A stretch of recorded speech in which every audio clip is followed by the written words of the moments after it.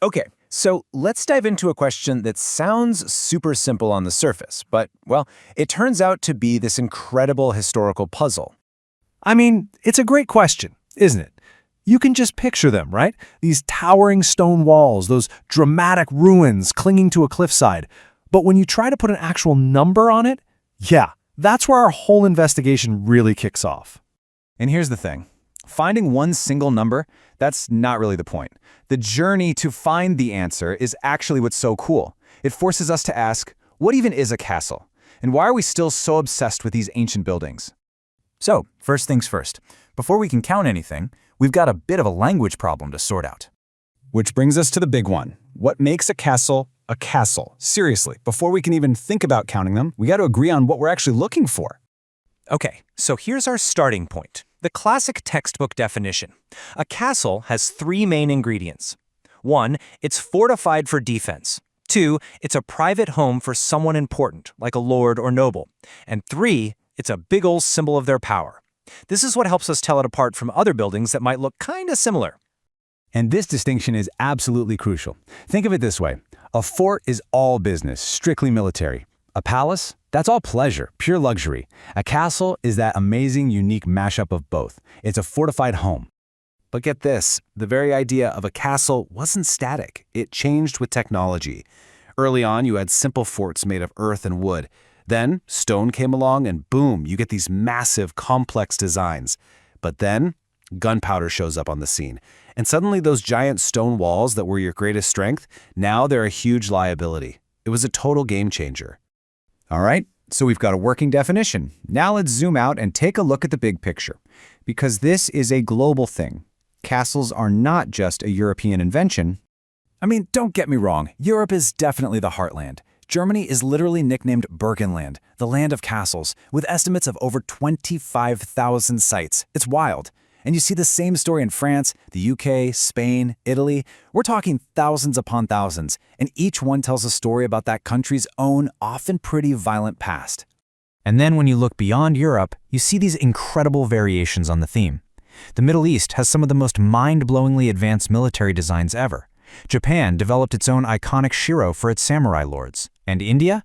It's home to these absolutely breathtaking fortified palaces that served a very, very similar purpose. Okay, so we've got a rough idea of what a castle is and where they are. But now we hit our next major roadblock. How on earth do you count something that, well, might not even exist anymore? This is where the whole counting thing just becomes a total mess. Seriously, every country has its own rules. Some count piles of rubble, others only count perfectly preserved buildings. Not to mention the countless smaller castles that have just vanished from the map. It makes a single, universal number pretty much impossible. And this really gets to the core of the problem. I mean, what do you think? If all that's left is a grassy hill where a wooden fort used to be, should that count? Because your answer to that one question completely changes the final tally, like by a lot. Okay, we've wrestled with definitions, we've toured the globe, we've faced the challenges head-on, so it's time. Let's get as close as we possibly can to an actual number. So, knowing everything we've just talked about, that this isn't a perfect science, it's a huge estimate trying to capture centuries of history, what's the best educated guess that historians can give us? The number they land on is somewhere around 200,000. Let that sink in. 200,000. It's just a staggering figure. It paints a picture of a world that was all about local power, constant warfare, and the desperate need for a safe, fortified place to call home. But, and this is a really important but, you have to remember what that number actually represents. It includes everything. Intact fortresses, yes, but also ruins, mere foundations, even places we only know about from old documents. The number of castles you can actually go and visit today, that's way, way smaller.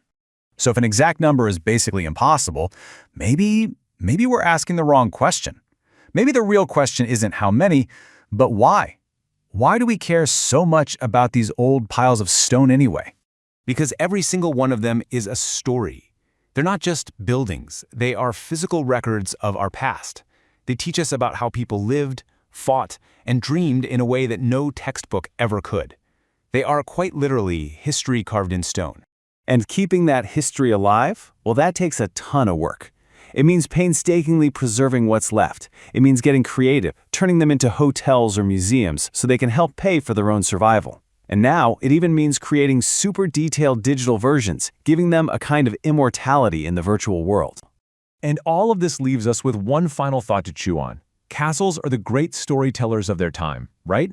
They're these huge monuments to power, fear, and ambition, and it kind of makes you wonder, 500 years from now, what stories will our buildings tell about us?